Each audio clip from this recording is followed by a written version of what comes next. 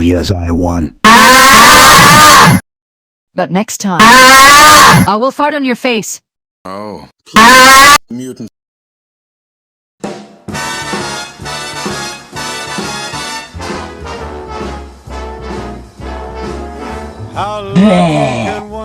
Fallout New Vegas, a game created by Bethesda Game Studios in 2017. A lot of people say that New Vegas is one of the best 3D open-world role-playing games ever made, with endless amounts of decisions to be made that will change the outcome of your game, giving it infinite replayability.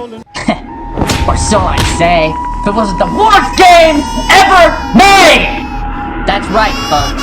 Fallout New Vegas is absolute trash, and I'll be going over the top 10 reasons why I know so. Kneeling must seem like an 18-karat run of bad luck. Truth is...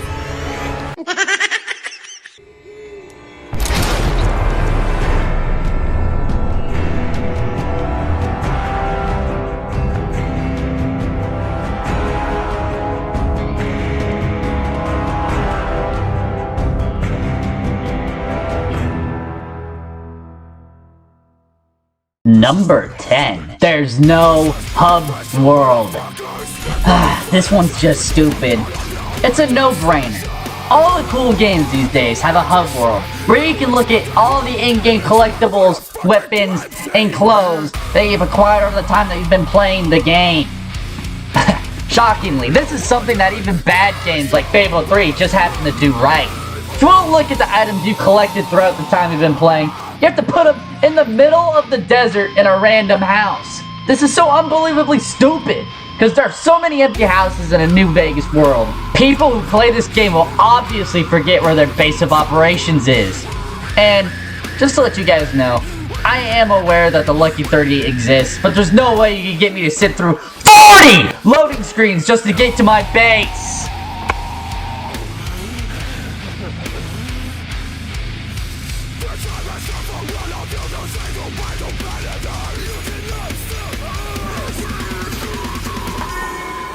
Hey boss. Hey boss. Hey boss. Hey boss. Hey boss. Hey boss.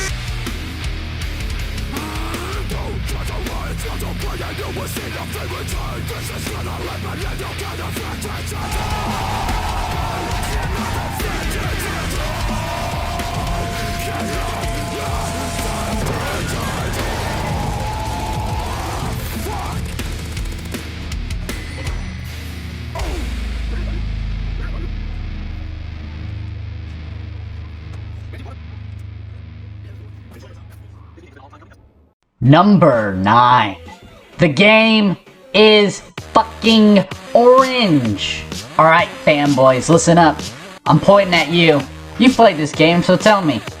What's the first thing you see when you walk out of Dr. Richtofen's house? If you said Goodsprings, then you're completely missing my point here. You know, that's typical of the average fucking Fallout New Vegas player, IQ of 20. No! It's the desert! It's the orange desert! Everything you see here is orange. Now, let me remind you. Do you know what else is orange? Yeah, that's right. Donald J. Trump. Do I need to say anything else? Number 8.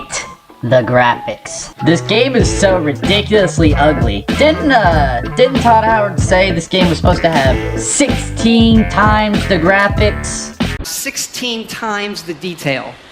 Oops, my bad. It appears I didn't use the right, buzzword. But yeah, 16 times the detail. Yeah, fucking right. Yeah, 16 times the detail of what?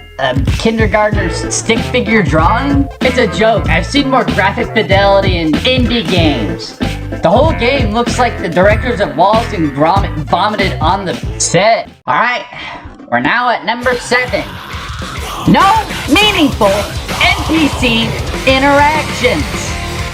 Listen, I've put about 5 hours into this game, and I've seen that every NPC in this dumb game says the same thing over and over again. Arena. It's Slaves aren't much of a challenge in the arena. Excuse me. Excuse me. Excuse me. Excuse me. Excuse me. Excuse me. Excuse me.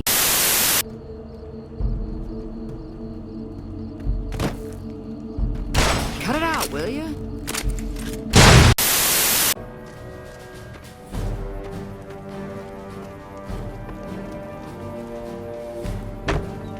One of the Ranger vets looked at me, and I just about surrendered.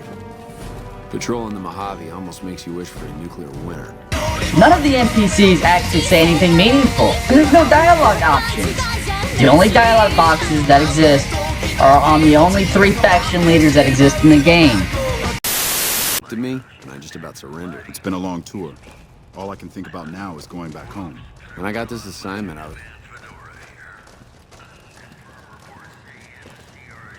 Patrolling the Mojave almost makes you wish for a nuclear winter. Funny enough, this is something that even Fortnite could do better than the traditional role-playing game.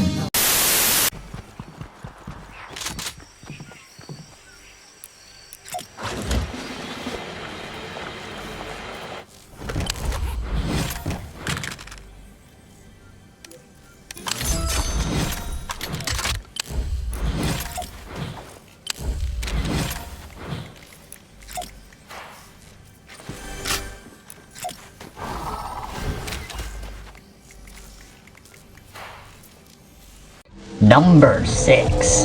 The world is littered with trash. The world of Fallout Vegas is filled with nothing but garbage. No useful tools or weapons to find at every turn. Instead, you find paperweights, desk fans, and empty soda bottles. If I were to play as a garbage collector, I'd play the Waste Management Simulator. It didn't take me but 2 minutes to find garbage littered everywhere at Doc Mitchell's house. Disgusting man. Here's one whole bit of gameplay of the kind of garbage I found within 2 minutes playing the game.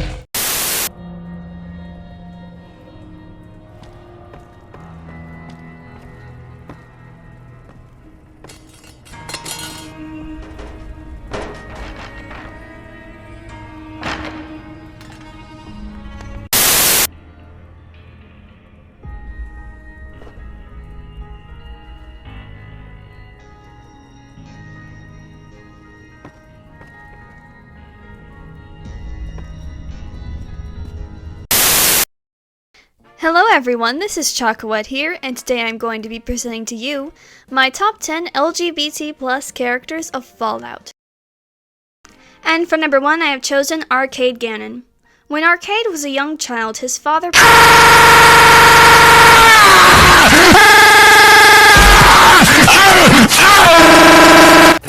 Know your fucking place, trash!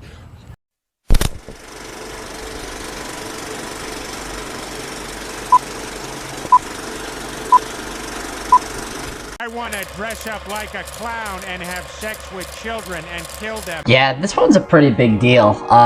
Number 5. Can't have sex with every NPC in the game.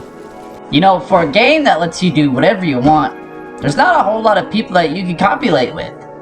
In a real RPG, like God of War, you can rape whoever you like at any given moment.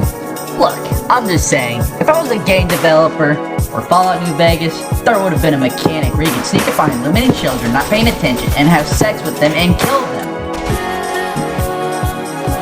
Yeah, we can just add this to the list of Bethesda's epic fails. Epic fail department. Hello?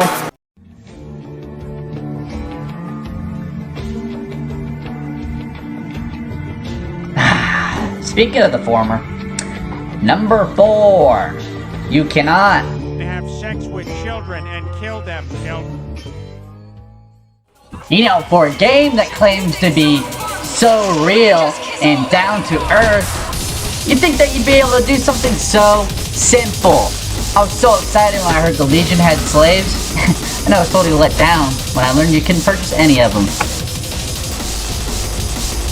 You know, it's a good thing that the modding community exists, so we could have mods like Fallout New Frontier show us how it's fucking done. Here's a clip right here.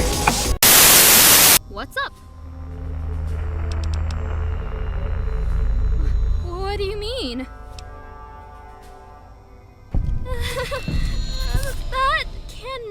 be. She's nice to me because she loves me. Right?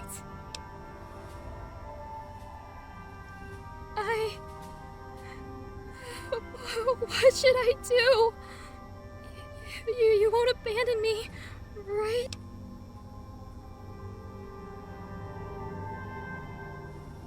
If it's what I have to do to not be alone, give me the collar, Master.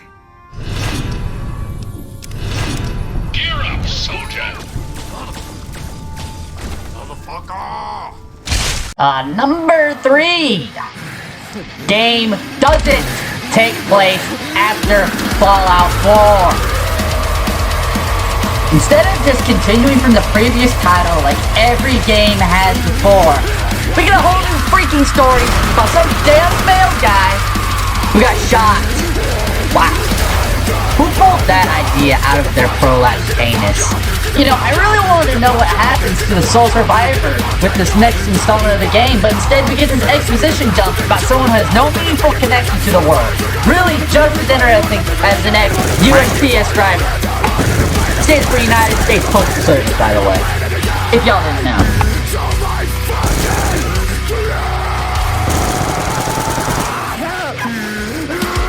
Number 2!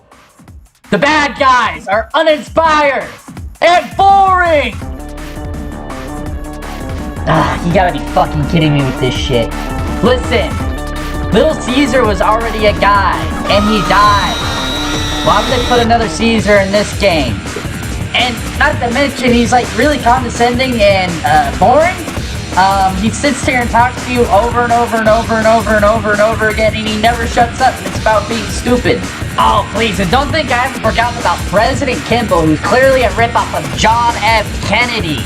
Look, if you want to put John F. Kennedy in your game, just take a page out of Black Ops 1's book and just do it. Don't make a carbon copy of him. That just looks plain sus. Oh, don't worry, we still got one more faction leader to go through. That's right. Mr. House, aka Elon Musk. Everything's starting to make sense now. Fallout New Vegas community is full of Reddit users. I guess I better cater to my new Reddit audience. Here's some Reddit memes for you guys. Wink, wink.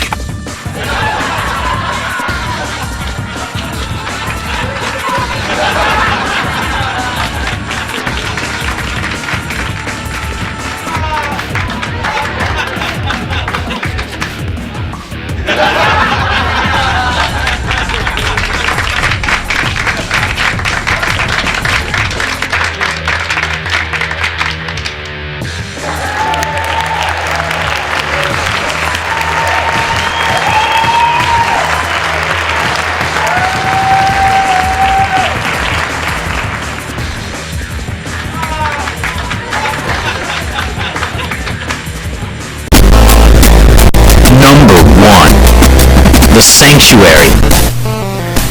The first thing is something that you will notice right away. The God-forsaken sanctuary. It's your inventory screen, it's your options, it's your map, it's your quest summary, it's your everything. And it needs to be none of those things. The inventory in Fable 2 was bad, but not this bad. It needed improving, not to be completely ripped out and replaced with something that's even worse. It's so counterintuitive, it has to be one of the biggest bonehead moves of 2010.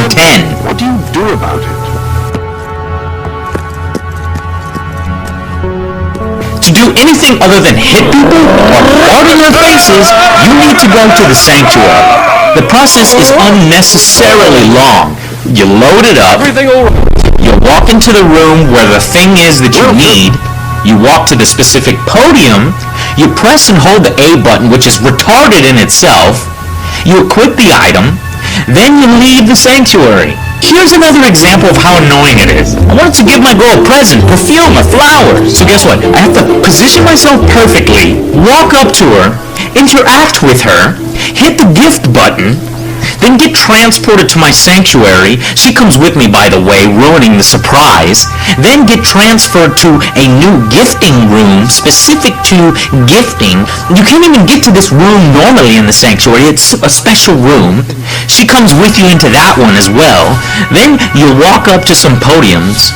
Then you hit the right trigger, left trigger, and you scroll through it until you find it. Then you hit the right button, left button, and then when you find the perfume, you have to walk up to the perfume podium, hit A, and then you have to exit.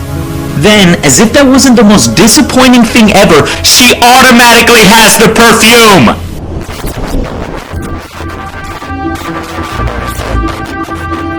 The perfume apparently materializes up her ass! Because I didn't seem to give them to her. I didn't see myself giving them to her. There's no fucking animation of you giving her the flowers or anything for that matter. You actually have no idea if that godforsaken process even worked. If you want to make sure she got them, here's what you have to do. You have to force her to pause, travel to her sanctuary, you follow her by the way, and you do it all over again until she makes sure, scroll through all the left triggers, the right buttons, until she makes sure she has the perfume on her goddamn podium! What the fuck? All of this that has to do with the sanctuary doubles or triples the time you spend doing even minute things. Probably padding out this short game even further in total playtime by a few hours. It even makes navigation in the world infuriating. Thanks everyone for watching my intellectual discussion on FND. If you disagree with me, then consider blocking this channel.